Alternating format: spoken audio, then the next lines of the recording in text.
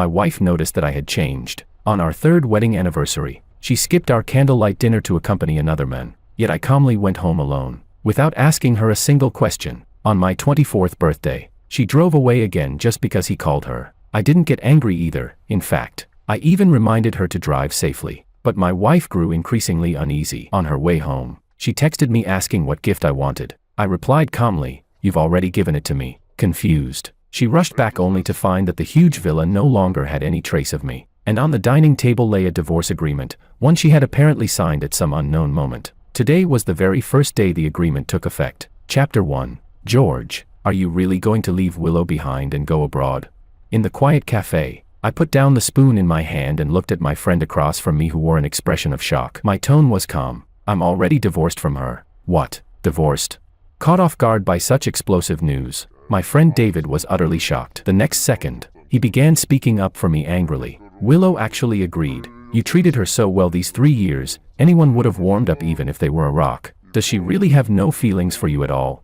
I smiled faintly, my eyes flickering. Actually, I didn't even know whether she agreed or not. Half a month ago, when I gave her the divorce agreement, she signed it while answering a phone call. She didn't even listen to what I was saying before rushing off. She never asked about it afterward. Now, I only need to wait another half month to get the divorce certificate, then I'll be free. I was just about to speak when a gentle female voice came from behind us. Are you done talking?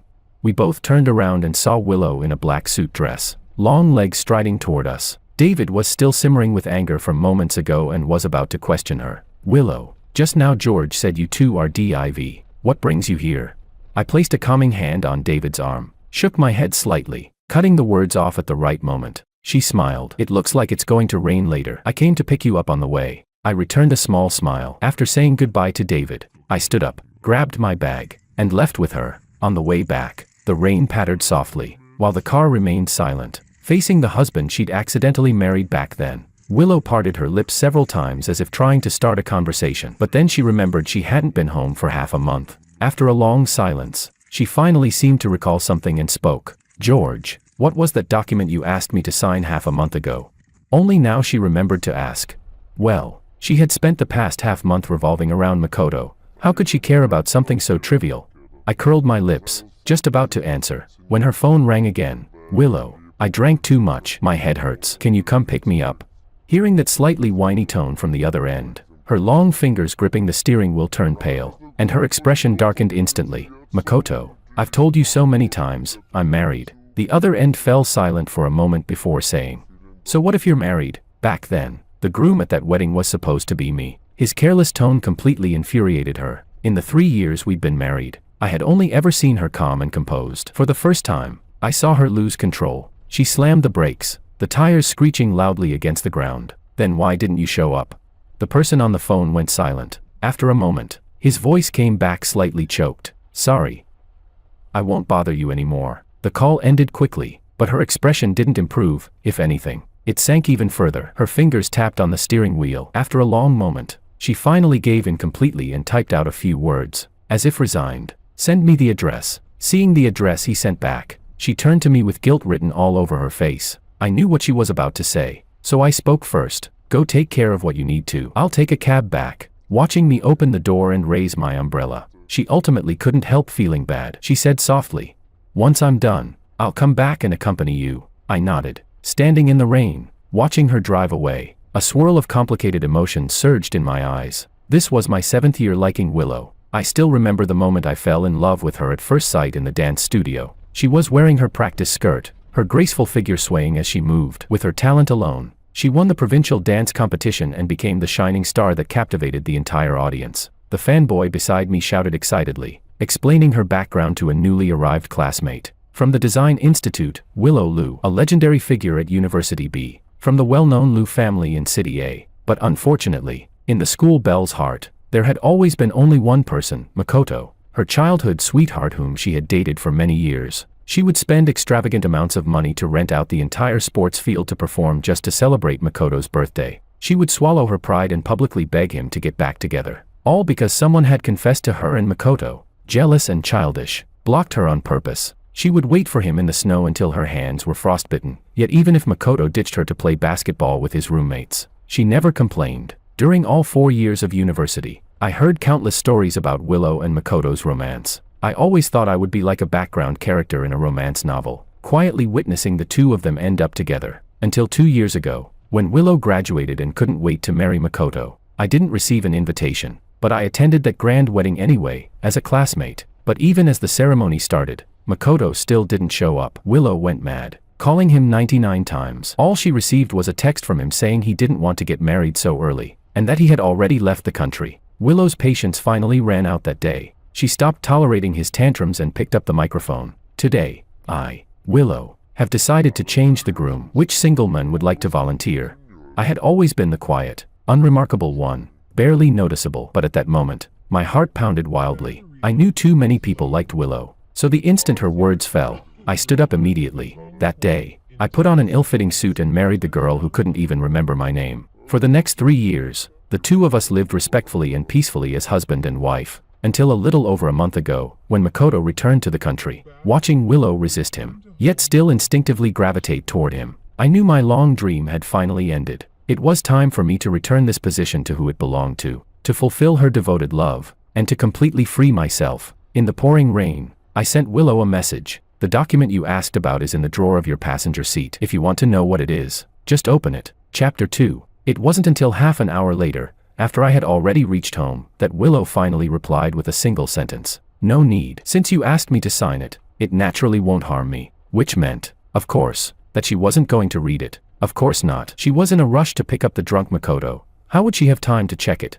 Even though it was right there within her reach. The rain lasted the entire day and didn't stop until the following evening. I stayed home the whole time, quietly deleting all the posts about our married life from every platform. After clearing my moments, I backed out of the app and immediately saw Makoto's newly posted 9-photo collage. They were pictures taken on a yacht, every angle deliberately chosen, and each one showing a woman's slender hand. I knew it was Willow's, and I also knew Makoto did it on purpose. But now, I no longer cared about such trivial things. I turned off my phone, stood up, and went into the kitchen to prepare a salad myself. Just as I finished making dinner, Willow suddenly came home. Seeing the cake in her hand, I froze for a moment. You don't even like sweets. Why did you suddenly buy a cake? She walked over, glanced at my dinner, and frowned slightly. Today is your birthday. Did you forget? Why are you eating such a simple meal?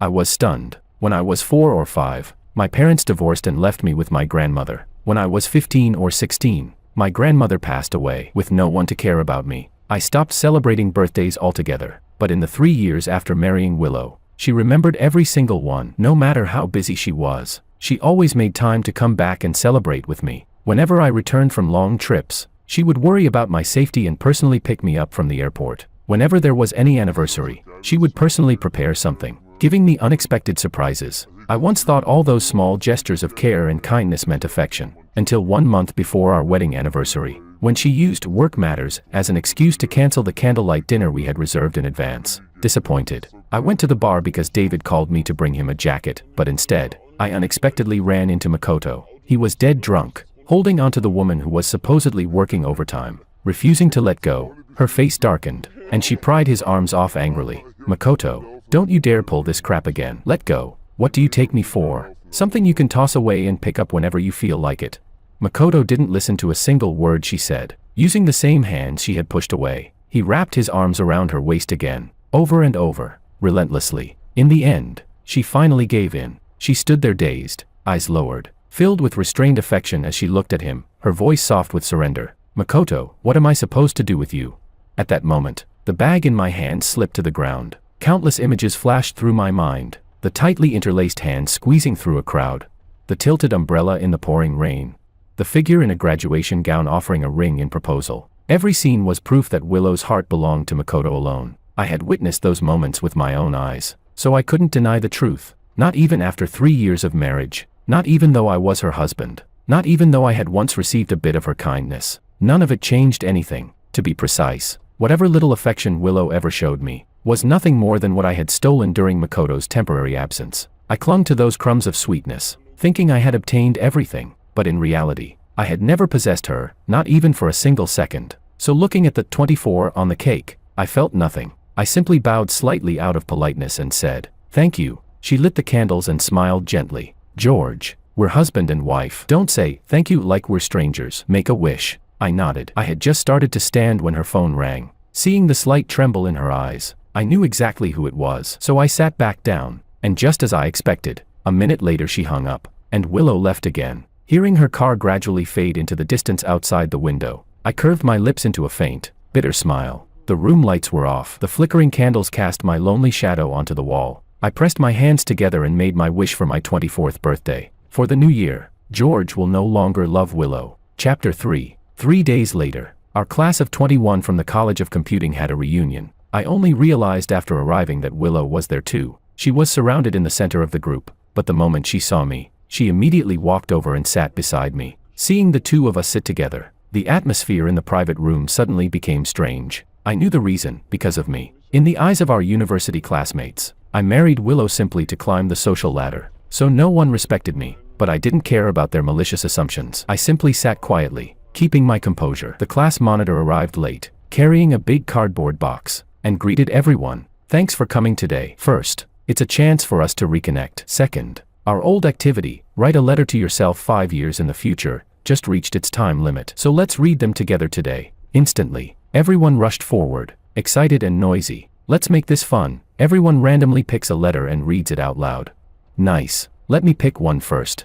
The most energetic guy in class squeezed forward and drew a letter. The people beside him urged impatiently, so he quickly tore it open, cleared his throat, and unfolded the paper. Dear George, 5 years from now, how are you? I'm writing this under the sunlight, and although I don't know where or how you'll be when you read this, I want to convey the feelings I have right now. After the first paragraph, the room fell completely silent. Everyone's eyes moved toward me. Even Willow, who had been playing on her phone, lifted her head and looked at me in surprise. My face, usually expressionless, stiffened instantly as I remembered the contents of that letter. The guy glanced at me mischievously and continued reading. This year, you're 19, a sophomore, and you've fallen for Willow, but she doesn't know. And even if she did, it wouldn't matter, because she already likes someone else. Your secret affection is destined to go nowhere. You might ask me, if the ending is set, why can't you give up? What I want to tell you is this: what I like is her irresistible charm when she moves forward fearlessly in front of thousands. Her unintentional kindness when she picks up my fallen book in the evening breeze. Her sincerity and politeness even when she rejects someone's confession.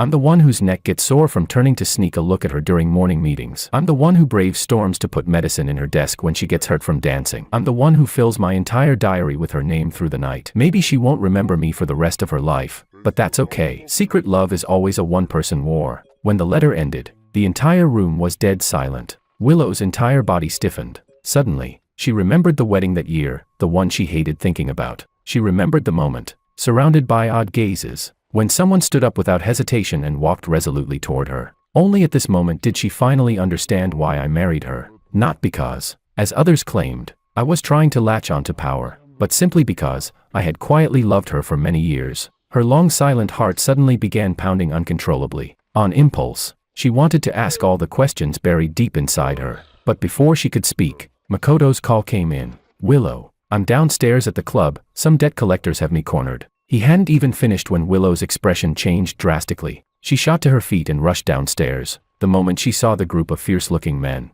she raised her fist and charged, fueled by anger. Her blows were harsh and heavy. Within a few punches, she beat a man until blood spurted from his mouth. The group behind him hurried to shield Makoto. He cried as he said one of the tattooed men threatened to chop off his hand. Hearing that, Willow immediately grabbed a steel rod from nearby and smashed it down on the thug's hand. A scream of unbearable agony tore through the air. I rushed downstairs, and this was the scene I saw. Seeing the man's right hand mangled and bleeding, nearly destroyed, I froze. Instinctively, I looked up at Willow, but all I saw was her turning away, shielding Makoto as she left. The person who had just acted with cold, brutal decisiveness had now softened completely, switching to a gentle tone, comforting him carefully, a level of care, one I had never received. I lowered my eyes, hiding my emotions, and let out a self-mocking smile. Then I quietly turned around and went home alone. It wasn't until early morning that Willow finally returned. Seeing me sitting silently on the sofa, she suddenly remembered to explain.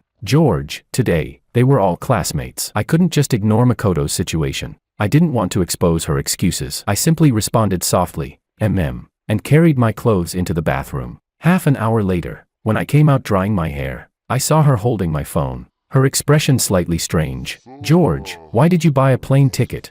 Chapter 4. I froze for a moment, then quickly reacted and took the phone back. I didn't buy anything. It must be one of those airline discount ads. Willow wanted to ask more, but seeing that I didn't wish to continue, she suppressed her curiosity. After all, I had never lied to her, had I? So she put the phone down, nodded, and was about to wash up, but I stopped her and took out the first aid kit from the cabinet. You got cut on your back by a shard of glass. Let me take care of it. Willow paused, then obediently sat on the sofa and took off her jacket, revealing the cut. It wasn't a deep wound, but because it was on her back, no one had noticed. She didn't expect me to notice either. As she watched me carefully disinfect the wound with a cotton swab, she remembered the letter. George, about that letter today. Just rinse it when you shower later. Otherwise it might get infected. And be more careful when you fight next time. Don't get hurt again, because no one will be there to treat you. I didn't give her a chance to ask anything. Interrupted mid-thought. Willow didn't catch the last part of what I said. She lifted her head. What did you say? I said nothing. I shook my head, tied the bandage, and walked into the bedroom. By the time I finished drying my hair, Willow had also come out from her shower. She wrapped her arms around my waist and tiptoed, trying to kiss me, but I turned my head away, avoiding the warmth of her lips, my tone indifferent. I'm not feeling well today. I want to rest early. Willow didn't insist. She tucked me in gently and turned off the lights. The next day was a beautiful day. While I was washing up, I heard loud voices downstairs. When I walked out, I saw Makoto arriving with a group of people. Willow leaned against the doorway, frowning, her tone returning to its usual impatience. What are you doing here? Before Makoto could speak, a few of his buddies stepped forward cheerfully. Makoto said you bravely stepped in yesterday, and he's really grateful, so he insisted on coming to thank you in person. Before the words finished, Makoto pulled out a huge bouquet of flowers and an exquisitely wrapped gift as if performing a magic trick. Willow, thank you for helping me yesterday. Just a little token of appreciation. Willow didn't reach for the gifts, but her expression softened. Noticing this, Makoto directly shoved the bouquet into my hands, his tone far from polite. These are Juliet roses, Willow's favorite. Do me a favor and put them in a vase. Hearing this, Willow's brows pinched tightly, her voice laced with coldness. Things you like, don't put my name on them. And George is my husband. Don't treat him like he's your servant. The atmosphere instantly turned icy. Only my expression remained unchanged. I looked down at the beautiful bouquet in my hands, the first time I learned its name. Juliet roses. Ah. Makoto liked them. No wonder she went to great expense cultivating that variety in her greenhouse. But I said nothing. I simply handed the flowers to the housekeeper and instructed. Please bring down the vases from the display cabinet on the second floor. Makoto's gaze toward me turned oddly meaningful. I ignored it and carried my breakfast to the balcony. Even with just a window between us, I could hear the conversation in the living room clearly. Willow, isn't this the paper crane I folded back in middle school? You kept it in a crystal box. If you like it, I'll fold you another box tomorrow. Ah, isn't this the Lego set I threw in the trash years ago? You actually picked it up. Hey, isn't this the maple leaf we picked up at Shangyun Mountain? You really made it into a bookmark and kept it all these years. Listening to Makoto's excited, treasure-hunting tone, I remembered the first time I came to this villa. I had asked Willow where these items came from. She said, little gifts my younger cousin made in kindergarten. I just kept them. I actually believed her back then, completely overlooking the complicated flicker in her eyes, the mixture of affection and resentment, attachment and unwillingness, all emotions that unmistakably belonged to love. Chapter 5. After a noisy morning, Makoto volunteered to treat everyone to lunch. Willow rejected him with a single sentence. No need. If you're done causing trouble, please go home. Makoto acted as if he hadn't heard, pulling her by the hand toward the door. His buddies, afraid she wouldn't go, grabbed me along as well, dragging all of us out. We drove as a group to a hot spring resort. I rarely interacted with them, so I couldn't blend in. Not that I wanted to, I simply sat alone in a corner, watching their lively drinking games. Willow noticed my discomfort, walked over, and tried to pour me a glass of juice. I was just about to take it when she suddenly stood up and walked toward the crowd. Makoto was lifting a glass of whiskey to his lips when she snatched it from him. Then her sharp reprimand echoed across the room. You're allergic to alcohol. You still dare to drink. Are you trying to die? Makoto blinked innocently at her. I thought it was juice. I grabbed the wrong glass. Why are you so mad? As he spoke, he casually took the juice from my right hand, smiling with curved eyes. Thanks. Willow's fingers tightened involuntarily, but in the end, she said nothing and returned to me, handing over the glass she held. Looking at the uneasy woman before me and the golden liquid in the cup, I didn't reach for it. I picked up my bag and stood up, my voice calm. I don't drink. I'll go soak in the hot spring first. Only then did Willow realize she had mixed up the glasses, her mind entirely on Makoto. She had handed me alcohol thinking it was juice. She wanted to explain, but I walked too fast. She didn't get the chance. The warm water soothed my exhausted nerves. Leaning against the edge, watching the rising steam, I grew sleepy and eventually dozed off. Maybe I had become used to noise, because I didn't hear the knocking from outside. Willow called my name several times with no response. Panic rising, then pushed the door open directly. Seeing me half asleep, her heart skipped a beat. She hurried into the water and held me up. I opened my eyes groggily, and because of the weightlessness, my arm slipped around her shoulders. Steam curled around us, skin touching skin. The atmosphere shifted into something intimate. Willow couldn't help but rise onto her toes. Just as our breaths mingled, footsteps suddenly intruded. Makoto rushed in and froze at the sight. The smile on his face solidified instantly. His lips pressed together tightly, shock and disappointment raw in his expression. He turned and left with clenched fists. Willow stiffened completely. Her first instinct was to set me down and chase after him. She only left behind one sentence. He misunderstood. I'll go explain. Explain. We were legally married. Even if he saw us kissing, what was there to explain? But she was still trapped in the past, still playing the role of Makoto's girlfriend in her mind. So of course she would instinctively want to explain. A person who once let themselves be tamed by love will never break the habit easily. Watching her hurried figure disappearing into the distance, I laughed softly, and then my eyes reddened. I wrapped a blanket around myself, opened the window to breathe, and saw Makoto storming out. He yanked his car door open, only for Willow to grab his arm. Their heated argument drifted clearly to my ears. George was asleep. I was afraid he'd catch a cold. Did you really have to get that angry?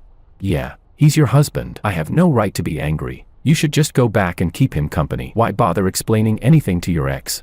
Makoto, must you say things like this? What did I say? It's the truth. With that, the two parted unhappily. Makoto, eyes red, shook off her hand and sped away. Willow stood frozen only a few seconds before following in her own car. Watching the dusty, silent road return to emptiness, I quietly turned back into the changing room. By the time I finished dressing and stepped outside, a few of Makoto's frantic friends grabbed me. Brother-in-law, something happened. Willow and the others got into a car accident.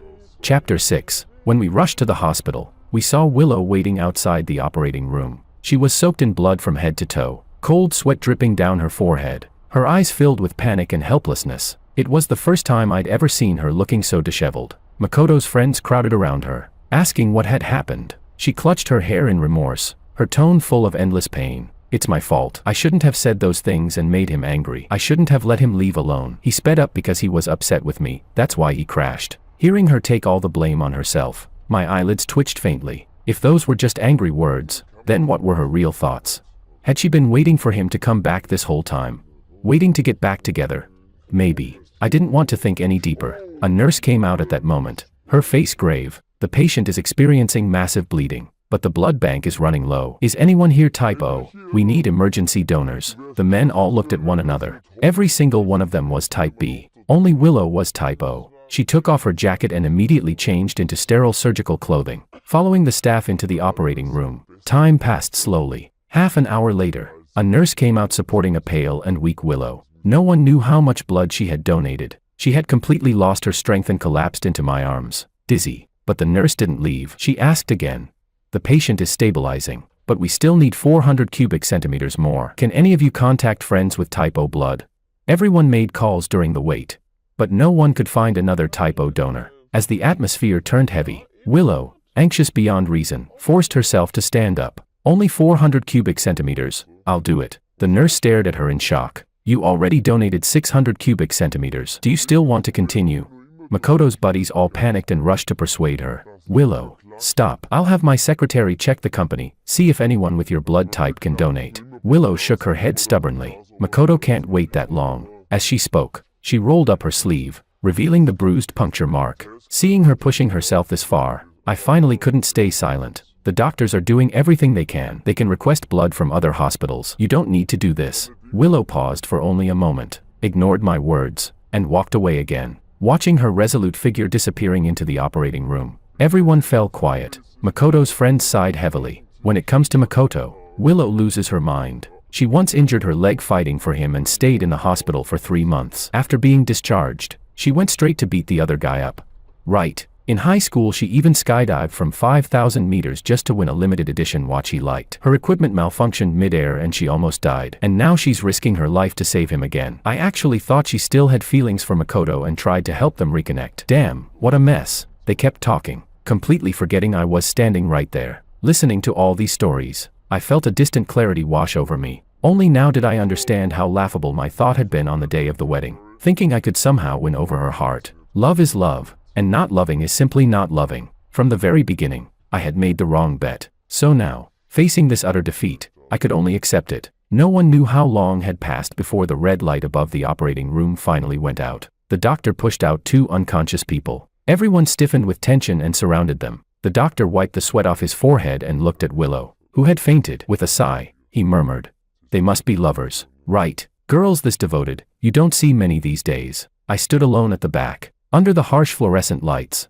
I let out a quiet, wordless laugh. Chapter 7. It wasn't until noon the next day that Willow finally woke up, groggy and disoriented. Her mind hadn't fully cleared yet, and the first words out of her mouth were about Makoto. Was his surgery successful? How is he? Did he wake up yet?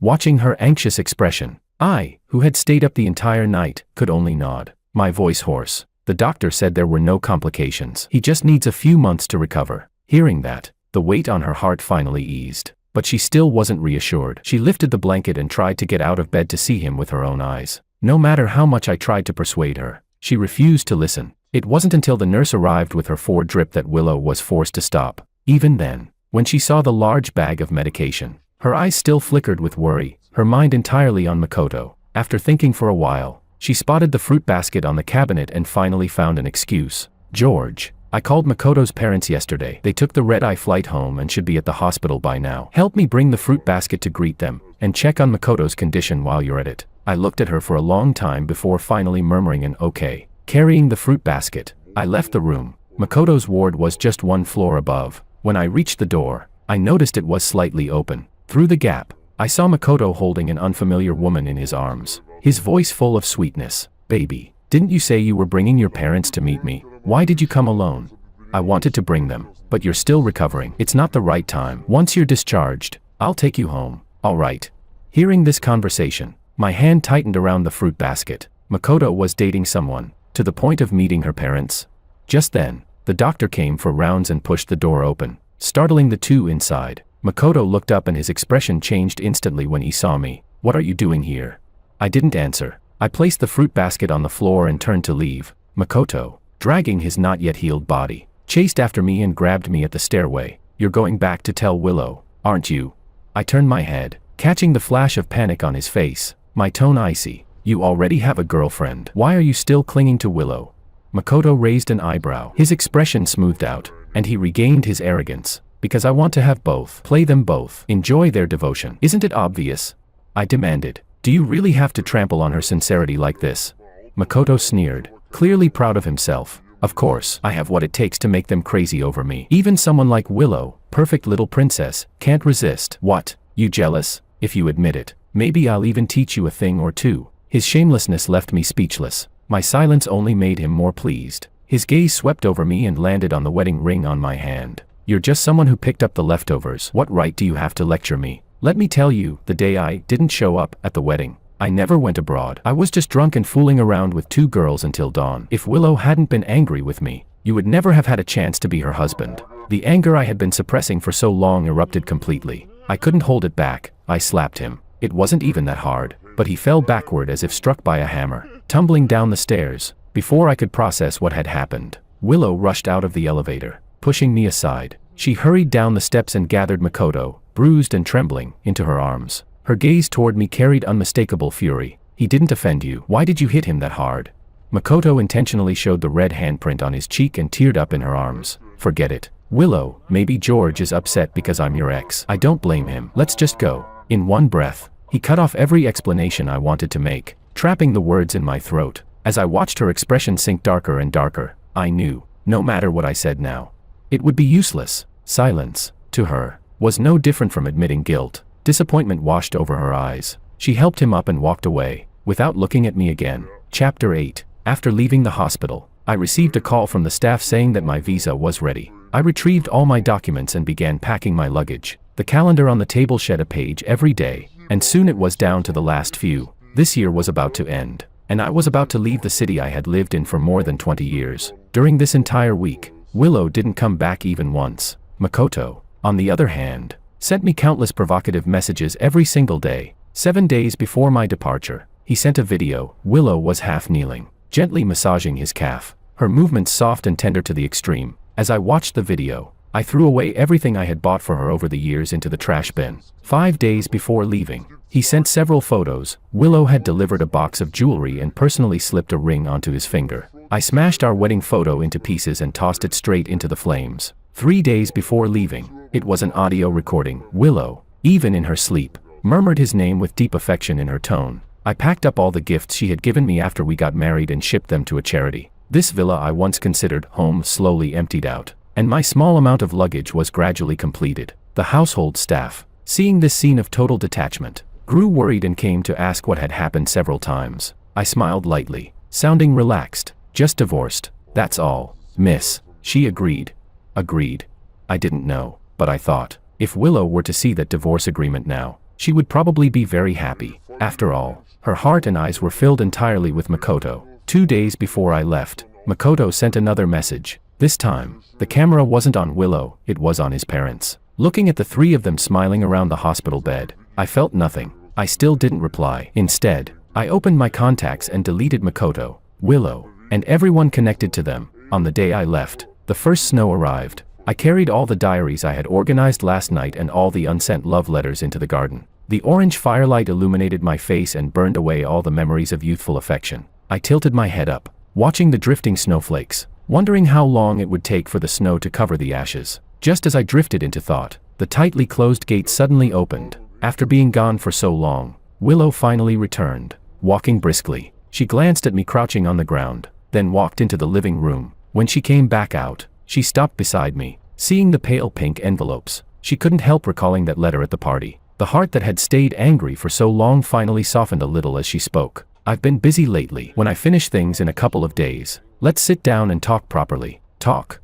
About the divorce? I smiled, lifted my eyes to her, and spoke with complete calm. There's no need to talk. The thing you wanted the most.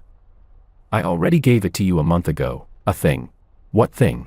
Just as she was about to ask, her phone buzzed a few times. She opened the messages, and her brows and eyes softened with delight. Seeing her expression, I tossed the last few love letters into the fire and stood up. My tall figure blocked the flames behind me. She finished replying just as the letters burned out, and she forgot what she had wanted to ask. I personally escorted her to the door and opened the car door for her. A cold wind swept in. Seeing how lightly I was dressed, she gently told me to go back inside so I wouldn't catch a cold. But I insisted on staying outside to see her off. Through the car window, she saw me lift my hand and wave, saying something softly. She didn't hear it clearly, but it was probably just the usual drive safely kind of reminder. She had heard it countless times over the past 3 years, so she didn't take it to heart. The car started and quickly disappeared from view. I stood alone in the snow for a long time before returning to my bedroom, putting on my coat, and carrying my suitcase downstairs. The snowfall grew heavier, flakes landing on my head, making me look from afar as if I had white hair. The taxi stopped at the villa gate. Before getting in, I turned back for one last look and repeated the words that had been barely audible earlier. Goodbye forever, this city, and goodbye forever, Willow. Chapter 9. Willow drove straight to the hospital. Today was Makoto's discharge day. Last night, he complained that he wanted to look at childhood photos, so she had gone home specifically to retrieve them. Carrying the heavy bag to the elevator, she brushed past a woman she didn't recognize. From the woman, Willow caught a faint, familiar scent, Makoto's favorite perfume. This woman had just come out of his room. Was she one of his friends? A trace of suspicion rose in Willow's heart, but the elevator arrived quickly, and she dismissed the thought, pressing the button for the 7th floor. When Makoto saw her, his face lit up with a radiant smile. The two of them flipped through the photo album together, reminiscing about the past, talking about their childhood. Willow soon forgot everything else weighing on her mind. By noon, the Ito family came to pick Makoto up. Upon seeing Willow, they immediately expressed their gratitude. Willow bowed politely, her tone extraordinarily humble. Makoto's injury is partly my fault. Taking care of him is the least I can do. Hearing that, Makoto gently patted her hand. I already said it has nothing to do with you, Willow. Yesterday I even called my parents over to explain what really happened. Don't keep blaming yourself, okay? Ito's father nodded approvingly. All these years, his mother and I have been busy with work. If not for you taking care of Makoto, who knows how out of control he'd be. It's us who should thank you. Makoto walked to Willow's side, ready to act spoiled again, when his mother tugged him back. You're adults now. and you have your own family. Makoto still clings to you and causes trouble. Don't take it personally. We'll teach him properly so he won't bother you again." The atmosphere in the ward froze instantly. Willow understood the implication immediately. Her breath faltered for a second before she controlled herself, restoring her composure. The smile on her lips faded, replaced only by formality and distance. Makoto's expression changed too, but pretending not to understand his mother's warning. He looked at Willow with a cheerful grin, trying to change the subject. All right. Willow and I grew up together. What trouble? She even promised to drive me home today, didn't you?" Willow lifted her eyes to respond. But when she met the meaningful looks in the parents' eyes, the words she had prepared shifted. "I did say that, but my secretary just called. There's something at the company I need to handle. Since uncle and aunt are here, I won't intrude." After speaking, she didn't linger any longer and turned to leave the ward. She had barely taken a few steps when Ito's mother called her back, handing her the photo album. "Willow, in the past, it was Makoto who wronged you, but he was young then and didn't understand how rare true devotion is. Don't take it to heart." Looking at the elder who had watched her grow up, seeing the guilt on her face, Willow gently shook her head. "Auntie, I've already let go of the past. I won't hold it against Makoto. Please rest assured." Ito's mother sighed. Her eyes filled with regret as she looked at her. "It's Makoto who lacked the blessing, and the two of you simply weren't fated to be husband and wife. I heard from your mother that the man you later married is very filial, very steady, and that your relationship is good. You must cherish him. He's the one truly worth your devotion, the one meant to grow old with you." Chapter 10. Willow understood that Ito's mother meant well. She also knew that her story with Makoto Ito had ended the moment she stood on that wedding stage and, out of anger, declared she would marry someone else. During the past 3 years, she had tried to forget the past and live her life properly with George, but how could she easily let go of someone she had loved for 18 years? So when Makoto returned to the country and came to her again and again, she eventually softened. Even if they could no longer be lovers, at least they were still friends, or so she told herself. Holding on to that thought, she allowed herself to go back to him, again and again. To be honest, whenever Makoto cried and told her he still loved her, her heart was moved, but those moments were like ripples stirred by the wind on a lake. They disappeared just as quickly as they appeared. Each time she was on the verge of falling again, she would remember that George was her husband. Again and again, she felt like she was trapped in a fog with no way out, until she heard those words today, and suddenly, it was as if someone had lifted the veil from her eyes. Thinking of that figure standing in the snow at dawn, watching her drive away, a wave of warmth rose in Willow's chest. She bowed deeply to Ito's mother, her voice filled with sincerity. "Thank you for telling me this. I understand now." After leaving the hospital, Willow returned to her family's old house. Her mother called her into the study, her tone unusually serious. "When you first got married, I thought George's family background didn't match yours, so I wasn't pleased with him. But in these 3 years, seeing how well he treats you, how he keeps the house running so smoothly, and how respectfully he treats us, I gradually let go of my resentment. You're not young anymore. I won't repeat myself. Let the past stay in the past. Stop clinging to what's gone. You're fortunate to have met such a good husband. It's time to settle down and live your life properly. Marriage isn't like romance. It's more like a slow-simmered porridge, patient, steady, lasting. You and George didn't have a strong emotional foundation before marriage, and you were young. Many things need to be talked through in time, or they accumulate into misunderstandings. Do you understand?" Willow hadn't expected her always reserved mother to speak so earnestly about these domestic matters, but she knew every word was true. She lowered her head respectfully. "You're right. I know what I should do now." Her mother nodded with satisfaction, then took out a box and slid it toward her. "These are the heirloom rings your grandmother gave me when I got married. Give them to George. The day after tomorrow is your father's birthday. Remember to bring George home so we can all have dinner together." Willow opened the box and stared at the pair of emerald rings inside. Their glow warm and old. She froze for a moment. Suddenly, she remembered the wedding from 3 years ago, the one that stirred up so much chaos. After Makoto announced over the phone that he was canceling the wedding, both families stormed off in anger. She stood alone at the center of the stage, heart completely shattered, and took the microphone, pouring out every emotion she had buried for years. She didn't even remember what she said. It wasn't until George stood up, pushed backstage by her panicked bridesmaids, and when he returned to her sight, that she finally snapped back to reality. The wedding march played. He had put on that slightly oversized suit, and step by step, he walked toward her with unshakable resolve. Together, they faced the thousands of curious, judgmental eyes below, fearless, steady, never backing away. Perhaps it was his steadiness that moved her. A sliver of courage rose from the ashes of her deadened heart, even though she didn't yet know the name of the man standing beside her. She had already made up her mind to treat well the person who would wear her ring. the one standing beside her for life, to never fail, the hand he extended to her, during the darkest moment of her life. Chapter 11. Willow placed the box containing the rings into the drawer of the passenger seat. Before closing it, she noticed that document inside. She frowned slightly, trying to recall when it had been placed there, but after searching her memory, she still had no clue. She was about to take it out when Makoto's call came in. Willow, my parents left already. My friends want to celebrate my discharge tonight. Are you done with work? Want to come hang out? This time, Willow didn't hesitate. She rejected him directly. Makoto's tone deflated instantly. He was about to act spoiled again when she quickly made up an excuse about having a meeting. After hanging up, she pushed the drawer shut and drove home. The villa, once lively, felt unusually quiet today. Willow looked around and found that many things were missing. The book he left on the coffee table months ago. The glass on the dining table. The throw pillow on the sofa. All insignificant little things George had bought. Before, she never noticed them, but today, for some reason, she immediately sensed something was wrong. She called the housekeeper over. Why are there so many things missing in the house? Sir threw them away. The elderly housekeeper replied respectfully. Then, seeing the look on Willow's face, he hesitated before continuing. Miss, are you really going to diver? Willow, with this heavy snow, I knew you'd definitely be home. How long has it been since you've hung out with your friends? Come on, let's go drink. A few of her close girlfriends burst through the door, linking arms with her and dragging her out before she could say anything. The unfinished word, divorce, was swallowed by the noise. Although they said they were there to drink, they knew Willow couldn't handle alcohol, so they only gave her cups of warm water. Watching the group playing games, Willow took a couple of sips, then pulled out her phone and typed a message to George. Did you go out today? Where did you go? When will you be back? Send me the address. I'll pick you up later. The roads are slippery in the snow. Be careful, don't fall. Before she could hit send, her friend, who had just gotten off a call, suddenly changed expression. She grabbed Willow by the arm and shouted urgently to the others at the table. Let's go. We're changing places. Something big just happened.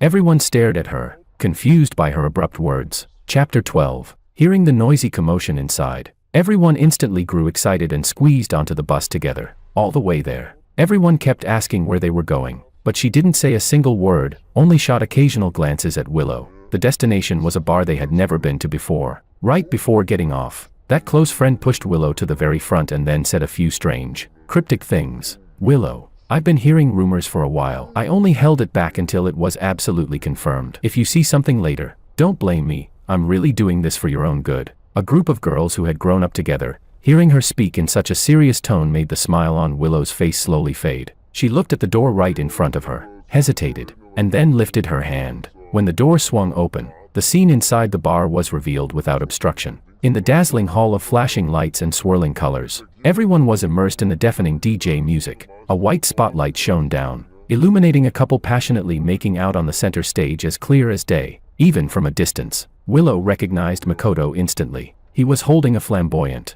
seductive beauty. The woman's cheeks flushed unnaturally red, while his hands roamed over her back without pause. He looked nothing like the playful, capricious rich young master he usually was. They were like two completely different people. For a moment, the 7 or 8 people standing at the entrance fell into silence. Contrasting with their silence was the rising, feverish sound of people cheering inside the hall. Damn, he just got out of the hospital and he's already going this wild. They've been kissing for half an hour, aren't they gonna run out of breath? What's wrong with a couple kissing if their relationship is hot? You jealous or what? Actually, Makoto's been dating this girlfriend for like half a year, right? Still not tired of her. You think this one will last longer, maybe longer than Willow?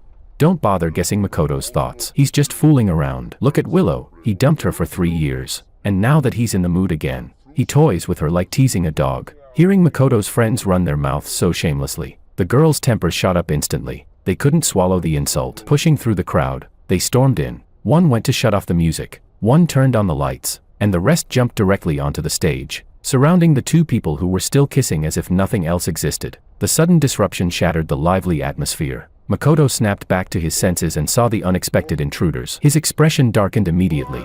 He scanned the area, and when he didn't see Willow, he exhaled slightly in relief and glared at the group with a cold face. How did you even know about this place? I didn't invite you. What are you doing here? Still furious, the girls snapped back without hesitation. It's just a bar. You can come but we can't. Since when do we need your invitation? What? You're here dating your new girlfriend and afraid we'll see and go tell on you? Makoto didn't want to lose face in front of his friends and girlfriend. So irritation flared up and he retorted sharply, "Afraid? Why would I be afraid? I'm just dating someone, why should I care if Willow knows? She's a married woman. Is she supposed to interfere with her ex-boyfriend's dating life?" The moment he said this, his buddies started clapping and whistling. Seeing their reaction, not angry but amused, Makoto's heart tightened. He sensed something was wrong, and just as he was about to ask, the girls cut him off. Pretending to be some heartbroken ex still hung up on Willow, "Done acting now. Makoto, you've been with another woman for half a year. Why eat from one bowl while staring at another? Why go messing with Willow again?" Hearing that, Makoto's girlfriend also realized something was off and her expression darkened. Makoto hadn't expected anything like this today. He knew the situation was spiraling out of control. With a reckless heart, he spoke without thinking. "Wasn't she the one shamelessly begging me to get back together? She annoys me to death. You think I'd chase after her? She stuck to me like a simp. I couldn't shake her off. I got sick of her 3 years ago. That's why I ran away from the engagement. It had nothing to do with studying abroad. The only person I like now is my girlfriend." "So these are your true feelings, huh?"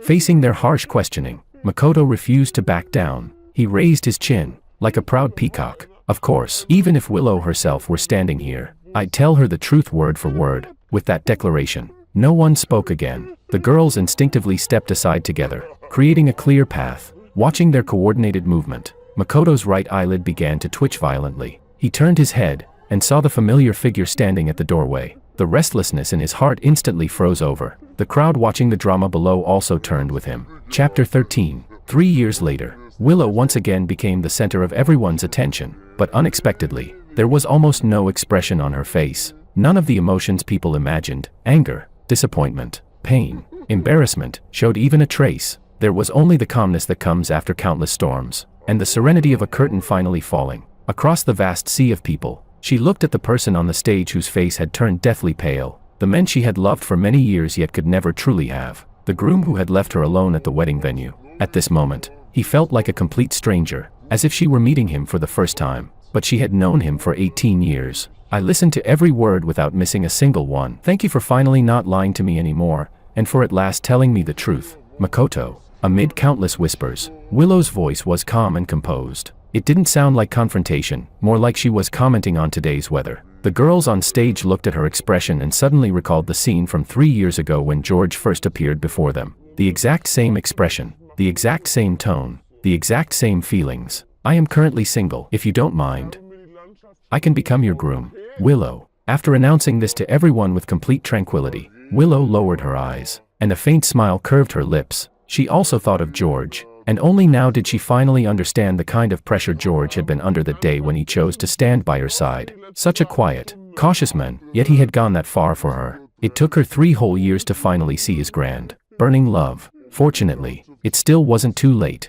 Willow no longer intended to waste time on things unworthy of her. She turned around and left without hesitation, step by step, firm and unwavering. Back in the car, Willow opened her phone and sent the message she hadn't managed to send earlier. With a ding, she thought George had replied instantly and lowered her eyes to look. Among the white and green interface, the red exclamation mark was glaringly obvious. She blinked rapidly at the friend verification notice below. The note and the profile picture in the center of the screen were unmistakable. It was George, but why had he suddenly blocked and deleted her? Willow couldn't understand. She sent several more messages, they all showed she was blocked. Her heart, previously calm as still water, rippled with countless waves. Rationality told her something must have happened, but her emotions desperately tried to smother that rationality, grasping at any other explanation just to soothe her. He had still seen her off this morning like always. His complexion looked normal. He even waved goodbye. Maybe he just tapped the wrong button. Willow tried hard to reassure herself, but the way she sped off, flooring the gas pedal, betrayed her panic. She ran 10 red lights in a row before making it home before dark. Inside, everything looked the same as when he left, still cold and quiet. So quiet, it didn't feel like home anymore. Seeing the kitchen light on, she thought George was inside making sobering soup and rushed straight in. There was soup boiling on the stove, but it was the housemaid watching the pot. Seeing Willow, she quickly bowed and hurriedly ladled a bowl to hand it over. Willow hadn't drunk any alcohol, but still took a small sip. The hot soup slid down her throat, yet it wasn't the taste he was used to. Willow frowned and asked, "Isn't the sobering soup normally made by Mr. George?" The maid's clear eyes widened in shock, and she apologized in panic. Sorry, miss." Before moving out, "Sir taught me how to cook it. but I didn't write it down properly. Please wait a moment, I'll make a new pot right away. From her entire explanation, Willow heard only one phrase. Before moving out, her heart, pounding uncontrollably, plummeted straight into an endless darkness. When did he move out?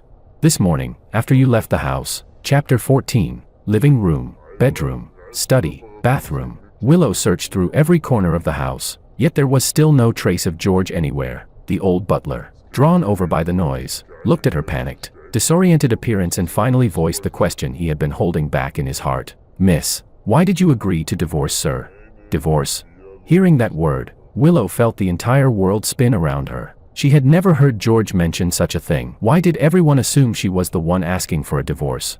She tried desperately to recall everything that had happened recently, attempting to find some clues. David's strange behavior at the cafe, the plane ticket she hadn't gotten the chance to look at properly, the cryptic things George said this morning. The thing you wanted, I already gave it to you.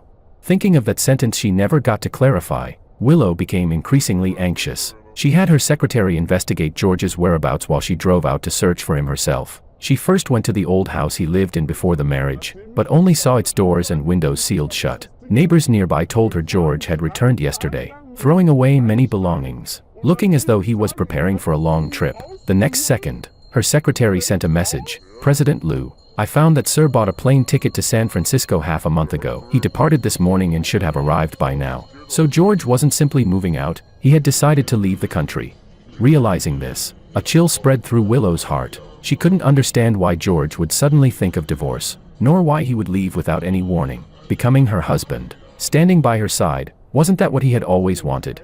After instructing her secretary to book a flight to the U.S., Willow returned to her car. She didn't start the engine. She leaned back against the seat, staring blankly at the chat interface showing she had been blocked. Her phone, uncharged all day, issued a low battery warning. She pulled open the drawer to take out the charging cable. Her gaze swept across the document folder. This time, she finally opened the file that had been sitting untouched for a month. The moment she saw the words, divorce agreement, Willow's hand trembled uncontrollably, but she still forced herself to stay calm as she flipped through each page, until she reached the last page, and saw her own signature written in her own handwriting. She froze completely. Why was her signature on a divorce agreement? Why did she have absolutely no memory of signing it? Willow's mind raced, trying to connect all the details she had ignored or forgotten. The one who drafted the agreement was George, and the only time he had asked her to sign something was a month ago. At dusk, he told her he had a gift for her. She hadn't had time to look at it, signed it, and left. George had placed the agreement in her car afterward, reminding her many times to check it. For an entire month, the agreement had already been in effect, but she had never opened it, not even once. The thin stack of papers, barely a dozen pages, felt unbearably heavy in Willow's hands. At this moment, she finally understood why George left. She sensed the wavering in his heart throughout their marriage. He thought she would return to Makoto and divorce him, so he chose to leave first, and the gift he had given her was this divorce agreement. He had decided to give her freedom, to fulfill the infatuation she had been unable to let go of for so many years. Chapter 15. When the plane landed in San Francisco, it was just afternoon there. Outside the arrival gate, I saw a teacher I hadn't met for a long time, Anna. Back in my senior year, she resigned from University B and began her own entrepreneurial journey. After 3 years of hard work, she had successfully established herself in Silicon Valley. I had accepted her job offer. This was why I decided to go abroad. This outstanding woman, barely in her early 30s, had always been close to her students back in school. Now that she was in the professional world, she still carried no airs. The moment she saw me, she waved warmly. George, long time no see. I pushed my suitcase over, smiling as well. MS. Sue, long time no see. I already quit my teaching job. Don't call me teacher if you don't mind. Just call me Anna from now on. Her warm, cheerful temperament made me, someone still not used to being in a foreign country, feel unexpectedly comforted. I didn't insist on being formal and simply called her Anna. Anna responded with a smile and pulled me along toward home. On the way, we reminisced about many things. From funny moments in class to farewell gatherings, both of us were filled with emotion. George, when you finished your master's program half a year ago, I invited you to the U.S., but you didn't accept back then. What made you change your mind so suddenly? My eyes paused for a moment, then returned to normal quickly. After thinking for a few seconds, I chose my words carefully. At that time, I didn't know what I wanted to do yet, and I also didn't want to go abroad because of my family. So I didn't accept your offer, but now I've figured it out. Since I'm not sure what lies ahead, I might as well try exploring, maybe along the way. I'll find a new dream. Anna had been through the same stage and understood how lost young people could feel when they first entered society. She comforted me with a few gentle words. Life is always one step at a time. Look at me. I taught at a university for several years before realizing I wasn't suited for the ivory tower life. So I stepped out to see the world. You're still young. Feeling lost is normal. But as long as you take this brave first step, I believe you'll find your direction. With Anna herself as proof, her words felt like a dose of reassurance. After she parked the car, she brought me to the apartment. A standard 2-bedroom, 1 living room layout, facing south with plenty of sunlight, and a supermarket right downstairs. Seeing how clean and bright the room was, half my exhaustion faded away. Anna pulled me around to show me everything, explained all the important details, and then took me out for dinner. After eating, we stopped by the supermarket to purchase the essentials. After sending me home, she didn't disturb me further. She left her address and then departed. I took a shower, lay on the bed, and looked at the sky slowly darkening outside the window. Suddenly, everything felt unreal. Yesterday at this time, I was still wrapped in a blanket in the villa in City A, watching the heavy snow outside the window. And today, I had already flown across the ocean to another city, starting a new life alone. The room was quiet. Lost in my thoughts, I soon fell asleep. I had a dream. In the dream, I sat at Willow's wedding. And this time, Makoto didn't run away, he married her. I watched them exchange rings and vow to spend their lives together. I left during the moment everyone cheered for their kiss and returned to the silent campus, where I buried myself in studies for 3 years. After graduation, I flew to America to begin a new life, never returning again. And in this short lifetime, the only connection between Willow and me was those 4 years as classmates. After that, her bridge was her bridge, my road was my road. I was forever the stranger whose name she never remembered. Perhaps the dream felt too real. When I woke up the next day, I was still half dazed. I couldn't distinguish reality from the dream. I sat on the sofa alone for a long time. It wasn't until noon, when Anna called, that I finally snapped out of it. George, are you up? I'm downstairs at your building. Want to get lunch together? Chapter 16. I found Anna's car in the parking lot. I pulled open the passenger door, and as I bent down, I caught a glimpse of someone sitting in the back seat. Out of courtesy, I didn't look closely, thinking I would wait for Anna to introduce them. After I sat down and fastened my seatbelt, the person beside me didn't speak, but a familiar voice came from the back. Did you rest well, George? Hearing that familiar voice, I jerked my head up. Through the rearview mirror, I saw a familiar face. It was Willow. Though it had only been 1 day since we last saw each other, she looked exhausted, as if she hadn't rested in a long time. Yet her eyes, when they met mine, were clear and unwavering. For a moment, countless words rose to my throat, but I didn't know where to begin. In the end, I said nothing at all. The car fell into silence. A minute later, Anna finally sensed something off. She quickly turned to glance at me and tried to ease the atmosphere. George, this is your classmate Willow. Don't you recognize her? She just landed and called me wanting to catch up. Since you two were classmates, I thought we could all have a meal together. You don't mind, right? Of course I minded, but in front of Anna, who had no idea what was going on between us, I had to stay composed. So I forced a casual smile and replied, Anna, whatever you arrange is fine. I'm just a bit dizzy from the jet lag. Anna nodded with a laugh, telling me to take it easy, and then turned her attention to Willow in the back. Willow, are you okay? Do you want to go back and rest first? We can meet later. Willow hadn't slept for almost 30 hours, but she knew now was not the time to rest. So she shook her head lightly. No need. Then let's eat first. I already made a reservation. Funny, you two barely interacted back in school. And yet you ended up running into each other again in San Francisco after graduation. Running into each other. Even with my head lowered, I could feel the scorching gaze behind me. I knew that since Willow had come here, she had come for me. The heir of the Liu group, a woman raised amid applause and admiration her entire life, abandoned by someone as insignificant as me. Of course she wouldn't be willing to let it go. I closed my eyes and pressed my temples, trying to force my mind to function so I could deal with whatever was coming next. Meanwhile, the conversation beside me continued. Probably not a coincidence. I came to San Francisco for something very important, so meeting George was inevitable. Her tone suggested she knew me well, but the way I acted made it seem as though I didn't know her. The contradiction made Anna confused, and she asked, So you came to find George? Are you too close? Do you keep in touch often after graduation? Not particularly, I answered before she could. Hearing that word, Willow's gaze darkened slightly, and she pressed her lips together. Well, you were still classmates for 4 years. Your relationship might be average now, but if you stay in touch more, you'll naturally get closer. By the way, Willow, did you come to the US for work? Are you alone? Didn't your family come with you? I heard you got married. Your husband's also someone from your class, right?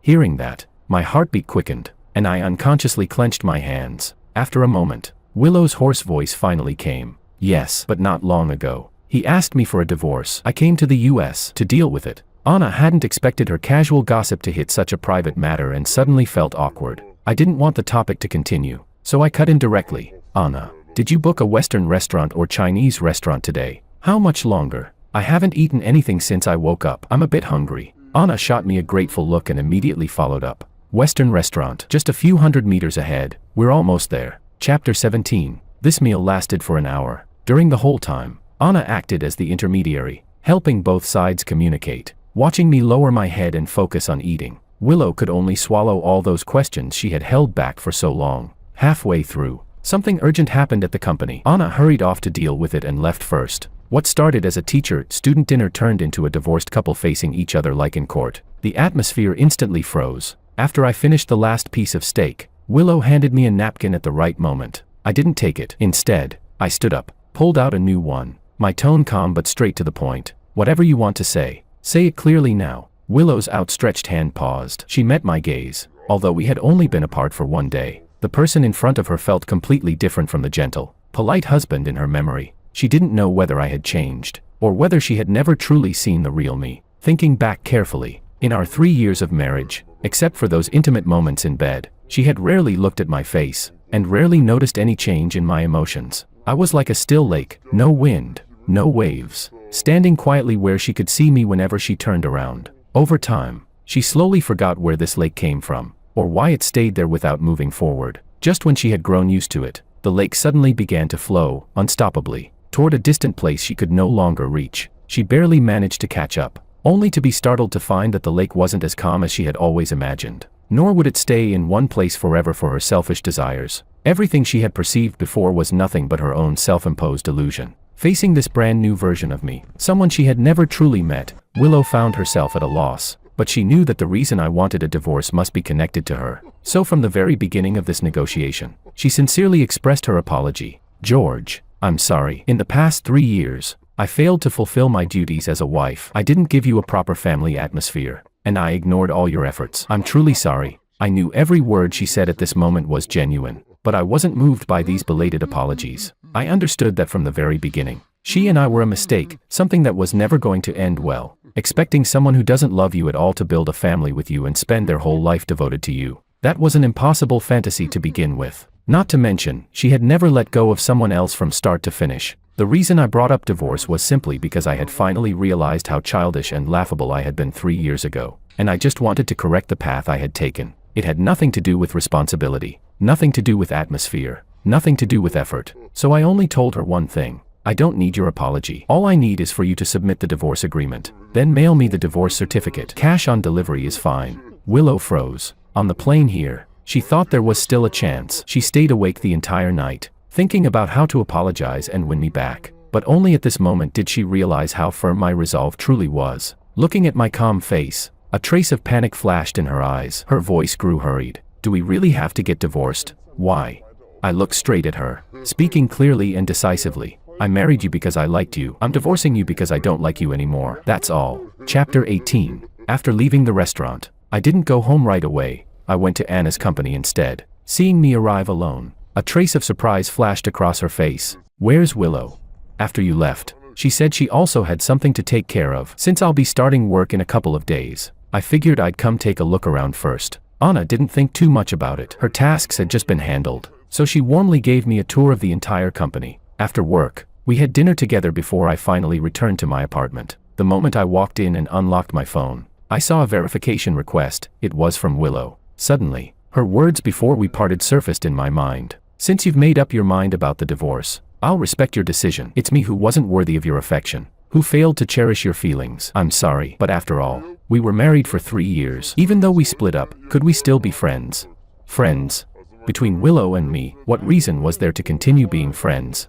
I couldn't think of any. In my view, we should part ways peacefully and then never cross paths again. So I didn't accept her request right away. By the time I was getting ready for bed at 10, I noticed she had sent another verification message. This time, it came with a note. There are some clauses in the divorce agreement I'd like to discuss with you. Since it concerned the divorce, I immediately tapped accept. She skipped all pleasantries and directly sent over the revised document. As I read through it carefully, I saw she had changed the original division of assets to an equal split, which meant that after receiving the divorce certificate, I would be taking half of her entire fortune. This sudden windfall from the sky left me uneasy, so I sent her a voice message. For the asset division, let's stick to the original agreement. You don't need to give me that much according to the marriage law, otherwise, I'd feel undeserving. Willow seemed to have expected this. She replied quickly, I know you didn't marry me for money. I didn't revise the contract to compensate you. This is simply the legal standard. All of it is rightfully yours. Don't overthink it. I explained a few more things, but she kept replying with the same stance. Eventually,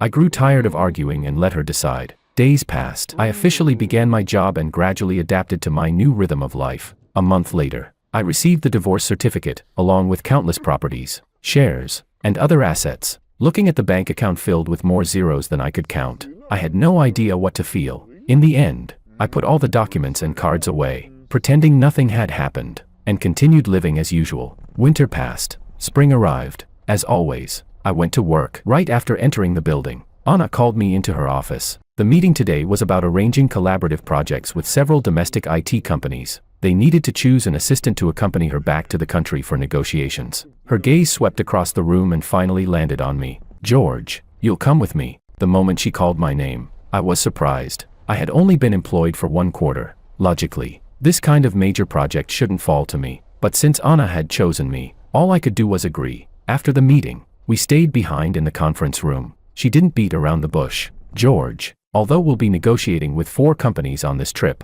our main focus is the Liu Group. Liu.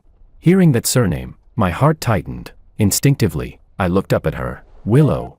Anna nodded. After hesitating for a moment, she chose to be honest. After our last small gathering, Willow met with me again in private. The direction of this project was set during that meeting. She told me some things about you and her. Since it's your personal business, I never brought it up. But now the project is at a crucial stage. To ensure everything goes perfectly, I want to ask for your help. Come back with me to work on the negotiations. I know this request is a bit presumptuous, but I hope you can understand. Chapter 19. I didn't really understand what Anna meant. I was just a newcomer who had joined the company not long ago, with no background or connections. For a project this important, what was the point of bringing me along?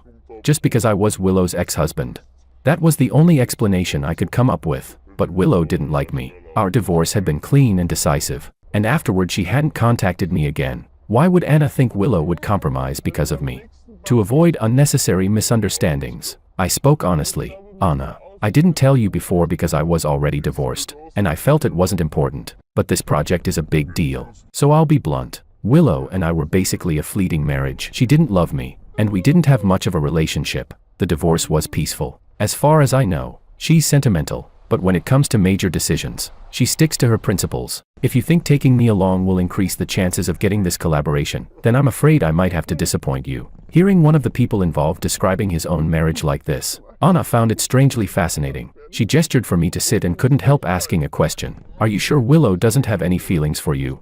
I nodded immediately. Seeing my firm expression, Anna couldn't help recalling what Willow had told her before leaving San Francisco. Professor Sue, George and I, we're actually married, or more accurately, we're divorced. I didn't do well in this marriage. He became disappointed in me, so he asked for a divorce. He was very firm about it, and I didn't want to make things harder for him, so I agreed. But personally, I want to repair this relationship. I just need time to calm down and think. George definitely won't want to return with me, so could I trouble you to look after him for a while? As a gesture of thanks, I'm willing to discuss the RO project with you. Even though a long time had passed, Anna could still clearly remember Willow, the discouraged expression on her face, and the sincerity in her voice. It was hard to believe that someone like Willow would hand over a project countless companies in the IT field had been fighting for, just because of an ex-husband she supposedly didn't care about. But since Willow had said there were issues between the two of us, Anna didn't pry further. She simply asked for my final opinion. As for the project, I'm here, so you don't need to worry. The reason I want to take you along, part of it is personal, and part of it is to train you. Just treat it as a normal business trip. Follow the procedures and do your part. Is that okay?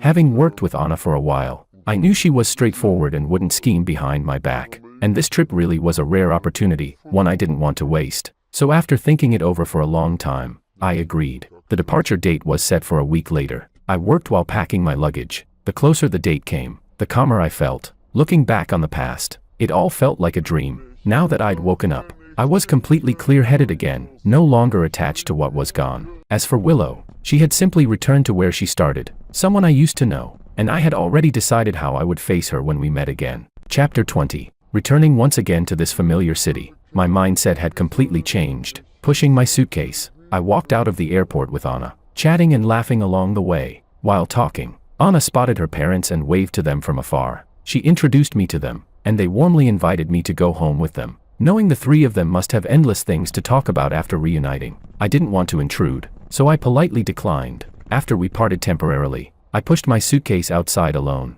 only to realize it was pouring rain. There were Northwest cars on the road. I opened a rideshare app, about to call a car, when a black vehicle suddenly stopped in front of me. Instinctively lifting my head, I saw Willow walking toward me under an umbrella. Months had passed, she had grown much thinner, dressed in a dark green trench coat, tall, quietly elegant, like a slender stalk of bamboo. I didn't expect her to appear, and for a moment, I froze, but she walked straight up to me, eyes filled with emotions I couldn't read, and spoke in a low voice. "Long time no see. George, have you been well lately?" I stepped back a few paces without thinking, putting distance between us. "Fine." My indifferent reply made something faintly sink in her expression, but she understood, this was normal. After all, we were just a divorced couple now. She quickly composed herself and glanced at the suitcase in my hand. "It's raining too hard. Let me drive you to the hotel."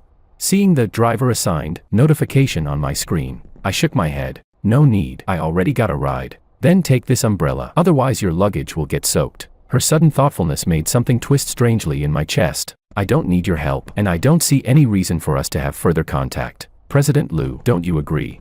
Her fingers, hidden inside her sleeves, trembled ever so slightly. She forced a small smile, strained and fragile. "Now that we're divorced, we can't even be friends."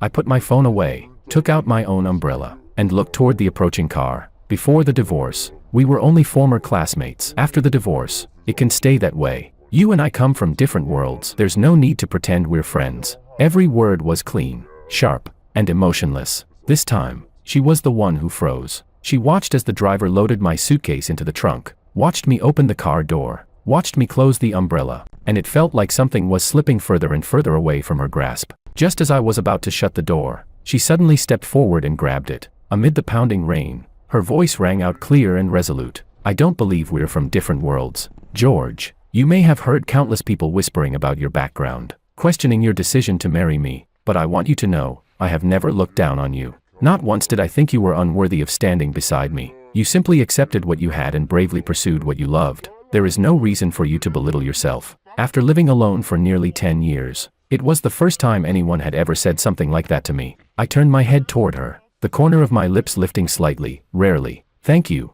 Chapter 21. After settling my luggage in the hotel, the rain had stopped. Carrying my bag, I headed to the restaurant to meet David. The two of us hugged tightly and immediately started catching up on each other's lives. When David heard that I had taken half of Willow's assets, his jaw dropped so wide it could swallow a plate. He grabbed my shoulder, ignoring the strange looks from the people nearby, and screamed uncontrollably, "Aha, my brother is rich now. Damn, if I cling to your thigh, does that mean I won't have to worry for the rest of my life?" I quickly covered his mouth, apologized to the annoyed customers around us, and dragged him into a private room. Once we were alone, David blinked dramatically and whispered, "So, did the money actually arrive?" "It did, but I don't dare spend it. It feels like some windfall that'll be taken back any moment." David couldn't stand hearing that. He grabbed my arm and lectured me earnestly. "What windfall? This is your legal share. If Willow's that generous, then just use it. What's there to feel guilty about? It's not like you held a knife to her throat and forced her to marry you."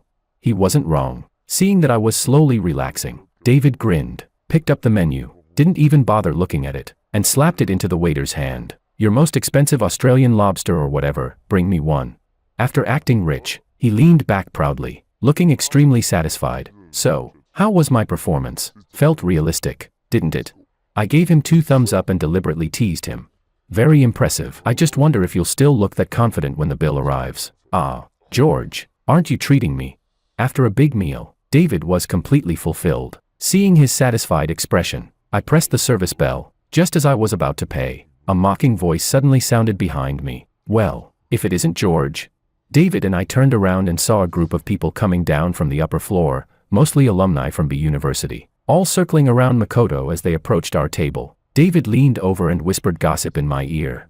George, the day after you left the country, the whole scandal about Makoto 2-timing and 3-timing blew up everywhere. Since too many people were involved, it even trended online. I heard it was Willow's best friends who exposed everything. His reputation nosedived. He panicked and tried to crawl back to Willow, but she didn't even give him the time of day. You should have seen his face when she rejected him in public, green and white at the same time. Funniest thing ever. Makoto, having caught bits of the conversation, immediately darkened. He glared at me with hostility, his voice full of resentment. George, didn't you leave the country? What are you doing back here?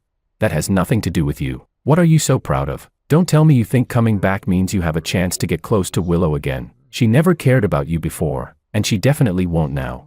I had no clue why he had such strong hostility toward me. I was already divorced from Willow, but I didn't want to argue with this group, so I paid the bill and pulled David along to leave. My indifference only made Makoto angrier. He quickly stepped in front of us, blocking the way. You stole my wedding spot and took half of Willow's fortune. You're just a scheming, gold-digging wannabe. What are you pretending for? Even with that money, look at yourself. That poor boy stench all over you. Don't get it on me. Chapter 22. A few of Makoto's lackeys burst into laughter after hearing his insult. David, furious, was about to rush forward to argue with them, but I quickly held him back. I looked at Makoto calmly, my voice light and steady. The money Willow gave me was something she offered on her own. Just like all those rumors about you, legitimate, justified, and absolutely true. After saying that, I didn't bother checking his expression. I simply dragged David away, stabbed right in the heart. Makoto flew into a rage. He shoved a passing waiter forward. The pot of steaming hot soup tipped over, spilling straight toward David and me. Just as the scalding liquid was about to hit us, Willow leaped in front.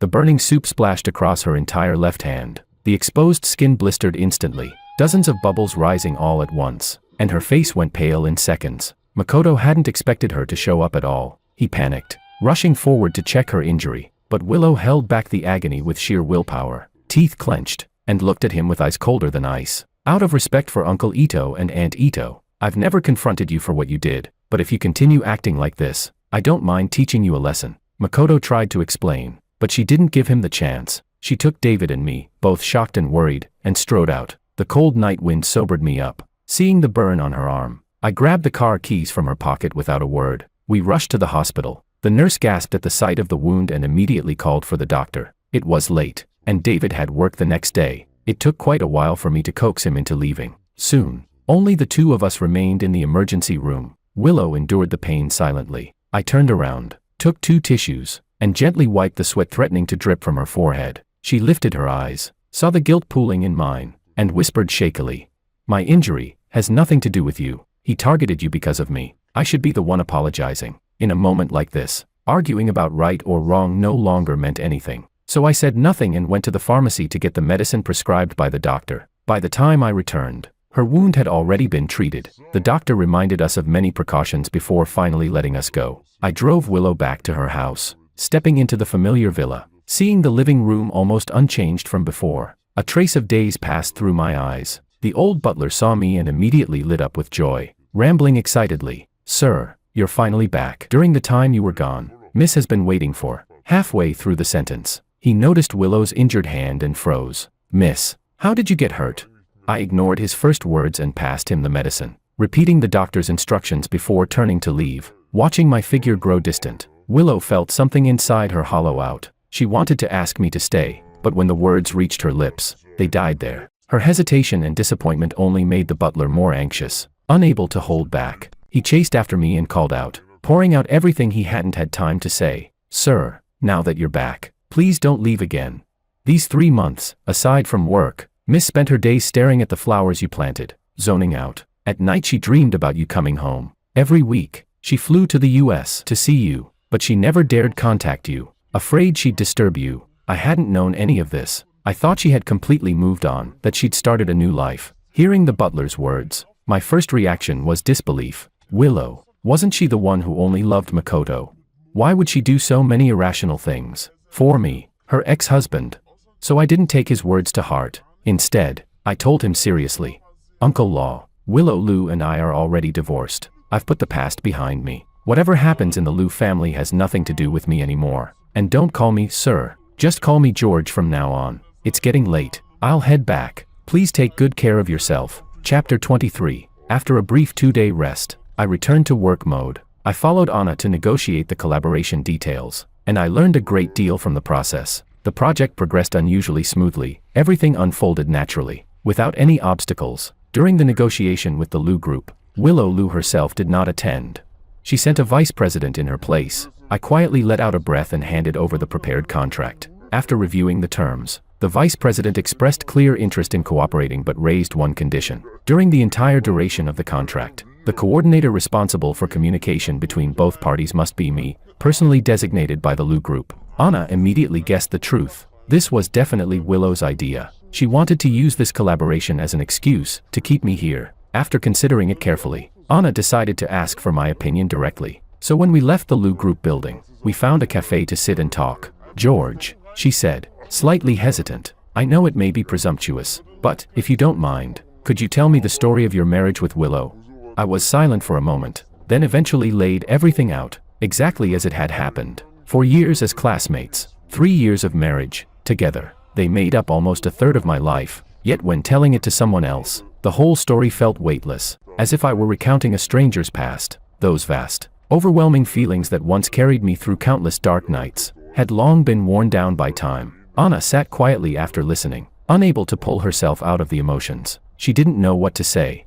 Any words in that moment felt pale and powerless. Silence flowed in the private room, looping endlessly. Seeing the heartache and regret in her expression, I smiled softly, my voice carrying the calmness that comes after surviving every storm. "Anna, I know you're worried. You want this project, but you don't want me to get hurt. I chose to tell you these old stories because I want you to know, I really have let go. Whatever their reasons are for making this request, I'll treat it strictly as work. I may not have much experience, but as long as you need me, as long as the team needs me, I'll do my best. I won't let anyone down." Hearing my firm promise, Anna's eyes filled with tears. This project meant everything to her. It was her decisive chance at success. She had given her all to secure this collaboration, and the key piece in all of it was me. Using wasn't a pleasant word, but the truth was simple. The only leverage she had was Willow's lingering feelings for me, and it was the only way for her to win this project. Thankfully, I understood her dilemma and was willing to help. All her complicated gratitude in the end settled into the single soft sound of 2 glasses clinking together.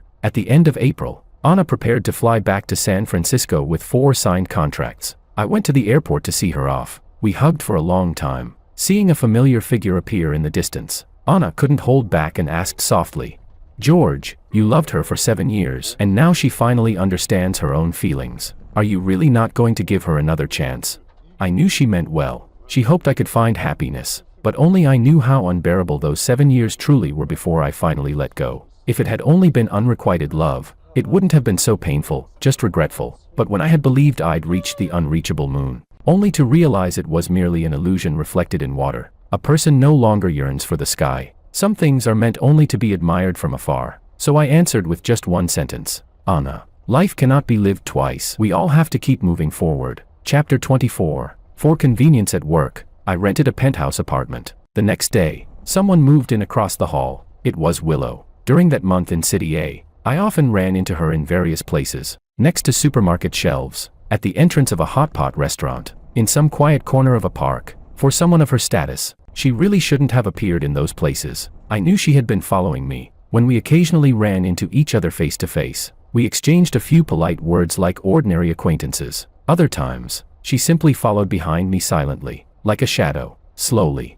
in my own little world, I got used to it. I even treated it like having a free personal assistant who didn't need to be paid. After becoming neighbors, our encounters grew more frequent, and Willow's smile became noticeably brighter. Occasionally, she would take the initiative to ask whether I wanted to take a walk together, have dinner together, or travel somewhere together. I always found an excuse to refuse. Every time I said sorry, her eyes would dim. Countless times, I thought she wouldn't ask again, but the next day, she would appear once more, as energetic and hopeful as ever, greeting me with warm enthusiasm. Watching her offer so much of herself, without reservation, reminded me, for no particular reason, of her college days with Makoto. Back then, she was like this too, afraid of being rejected, trying her best to please the other person, losing herself in the process. But I wasn't Makoto. I wouldn't shamelessly enjoy her kindness, nor toy with her feelings to feed my own ego. I only wanted to live each day well, to enjoy life, nothing more. Days passed.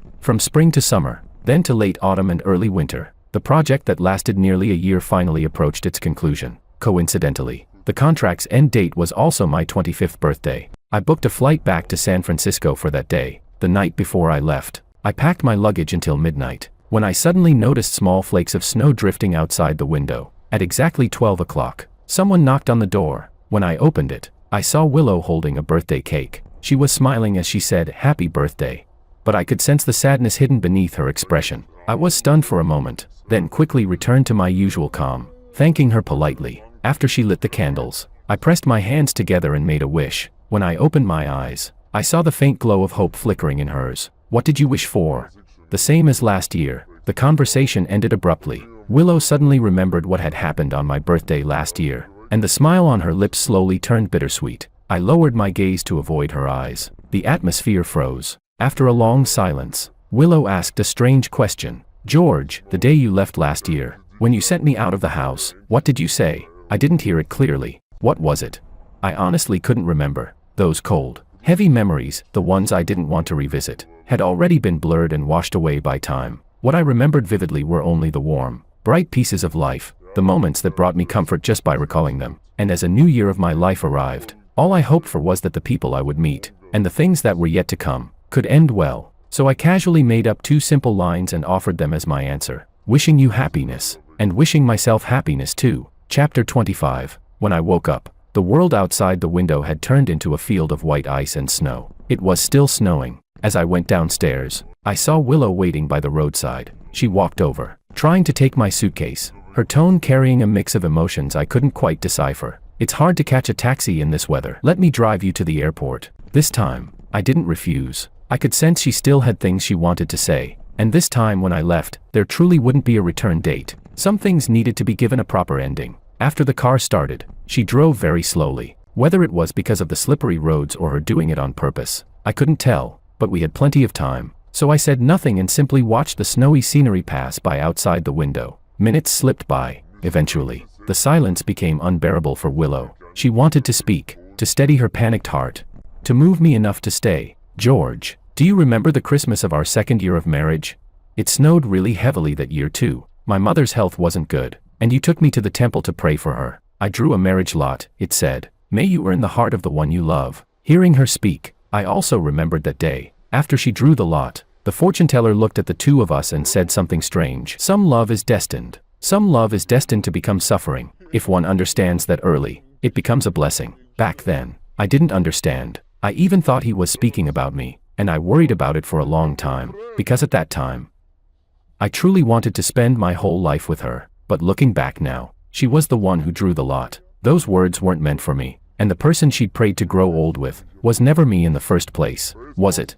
Thinking of this, I let out a small laugh. "I don't really remember." Willow froze for a few seconds, then quickly searched for a new topic. Most of it was about the small, mundane moments of our married life. Many of them I had already forgotten, but she remembered each one vividly. I didn't know that over the past year, she had revisited those memories again and again, so many times that every detail was etched into her mind. She was trying to use those warm fragments of the past to move me, but there was no expression on my face.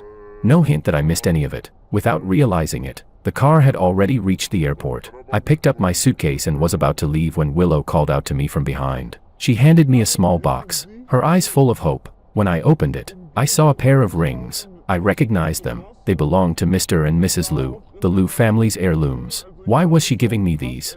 If this is a parting gift, it's much too valuable. I can't accept it. After being rejected again, Willow's smile nearly collapsed. Her throat tightened, and a trace of urgency flashed across her face. "Please take them. It's my wish, and my mother's as well." I shook my head lightly, my tone calm. "I know what this gift represents. That's exactly why I won't accept it. I've told you many times, the story has ended. Let's return to the places we originally stood." Each word struck her like a blade. She stood there in the snow, watching helplessly as I slowly walked away. Step by step, I never looked back. Only the snowflakes falling gently onto my head arrived as promised. They offered me that white hair till old age she longed for but could never have.